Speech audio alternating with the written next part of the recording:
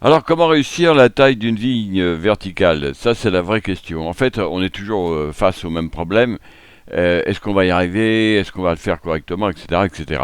Alors souvent, on n'y parvient pas, ou on doute, et puis on finit par abandonner, on laisse tomber le projet. Alors, en fait, ce qu'il faut, c'est simplement avoir une méthode qui nous guide pas à pas et qui nous permet d'arriver rapidement au résultat qu'on souhaitait.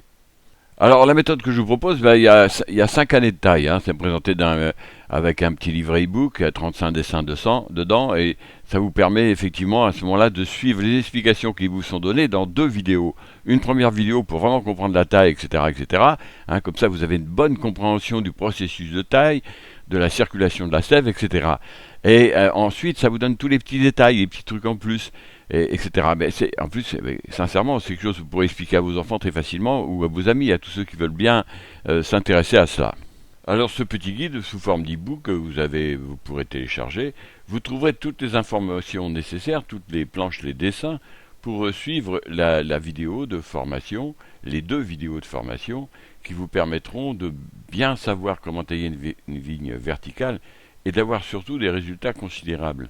Hein, vous voyez, vous avez jusqu'à la cinquième année, tout est vous est expliqué, et la cinquième année, vous avez vraiment une récolte extraordinaire, entre une trentaine et une quarantaine de grappes de raisin.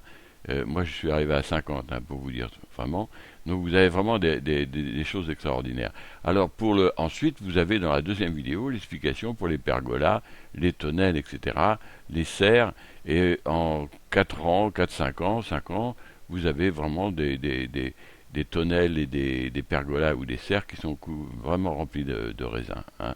Voilà, ça c'est très facile à faire si vous suivez scrupuleusement ce qui vous est dit dans ce petit fascicule.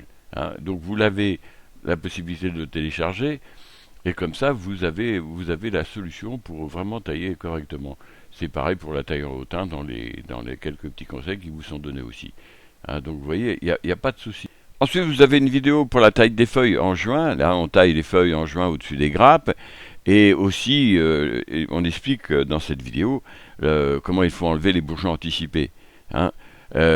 Ensuite, il y a une quatrième vidéo qui est consacrée à la taille d'hiver et à l'ébourgeonnement, qui est très très important aussi.